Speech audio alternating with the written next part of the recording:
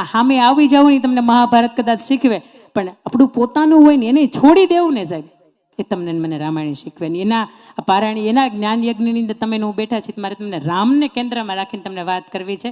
ભાઈ કેવો હોય, ભાઈના હાથની અંદર જવાબદારી હોય, ભાઈના હાથની અંદર ઘરને કેમ ચલાવવું આ બધી જ વસ્તુ હોય. અને ભાઈ કે ને એમ આખા ઘરને કરવું પડે, કારણ કે એ ઘરનો વહીવટ કરતા હોય. તો ભાઈ કેવો હોય, તમને મને રામ એવું શીખવે કે જ્યારે 14 વર્ષનો વનવાસ મળ્યો. આ વાત બરાબર કાન ખોલીને ભાઈઓ માટે મારે કેવી છે, બરાબર સાંભળજો. ભાઈ તરીકે આપણી જવાબદારી શું હોય અને શ્રેષ્ઠ ભાઈ કોને કહેવાય, અને તમે ખાસ કરીને જો ઘરનો વહીવટ કરતામાં હોય તો તમારી જવાબદારીમાં શું આવે, ઘરની પહેલી દિવાલ કેમ મજબૂત રહે. 14 વર્ષનો જ્યારે વનવાસ મળ્યો, પ્રભુ શ્રી રામ વલકલ પહેરીને માતા જાનકીજીની સાથે અને ભાઈ લક્ષ્મણની સાથે વનની અંદર ગયા.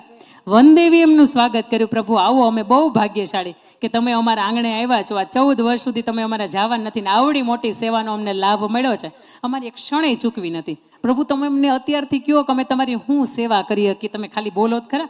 તમે જુઓ અમે તમારી સેવામાં સતત 24 કલાક રહીએ. અને પ્રભુ શ્રી રામ શાંતિથી બેસી ગયા ને એને એવું કીધું કે દેવી, આપને જો મારી સેવા જ કરવી હોય ને તો તમે એવું કરો, રસ્તાની અંદર અમે આવ્યા ને તો ત્યાં કાંટા બહુ હતા, કાંટાને તમે ઉઠાવી લ્યો. અને ત્યારે વનદેવી મરક મરક હશે.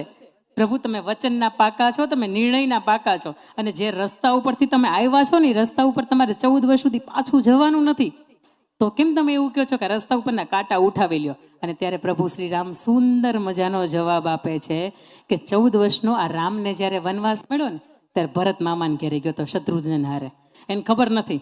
અને એને જ્યારે ખબર પડશે ને કે ભાઈ 14 વર્ષ માટે અયોધ્યાની અંદર નથી અને 14 વર્ષ માટે અયોધ્યાનો તાજ આ માની માથે મૂકીને ગયા છે, ત્યારે એ દોડતો દોડતો હાંફતો હાંફતો ભાગતો ભાગતો આવશે. પ્રભુ શ્રી રામ તમને મને સૂચવે છે કે આ કાંટા મને વાગવા હોય ને તો પોસાય, આ કાંટા મારા ભાઈ ભરતને ન વાગવા જોઈએ.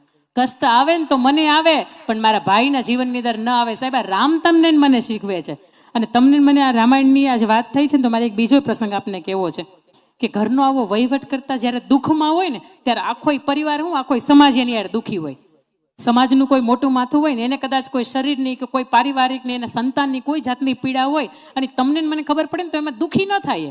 ઘણા એવું હોય કે એમથી બહુ મોટી મોટી ભાગતો હતો, બરાબર છે, બરાબરનો પીડાયો છે, પણ એના જીવનની અંદર જો આપણે એના દુઃખની અંદર દુઃખી થઈએ અને એના સુખની અંદર સુખી થાય ને તો એને આગેવાન કહેવાય, તો એ ઘરનો મોભી કહેવાય. રામાયણનો એક સુંદર બીજો એક પ્રસંગ છે તમને મારે કહેવો છે કે 14 વર્ષનો વનવાસ પૂરો થઈ ગયો. પ્રભુ શ્રી રામ આંગણે આવે છે, અવધપુરીની અંદર આવે છે. અવધપુરીને આખી સજાવી છે, કેટલાય રાજ્યોના રાજા છે એ આવ્યા છે, સુંદર મજાની આખી સજાવી છે. રંગોળી તમારી દીકરીઓ સુંદર મજાની તમે રોજ બનાવો છો એમ પૂરી છે એને. અયોધ્યા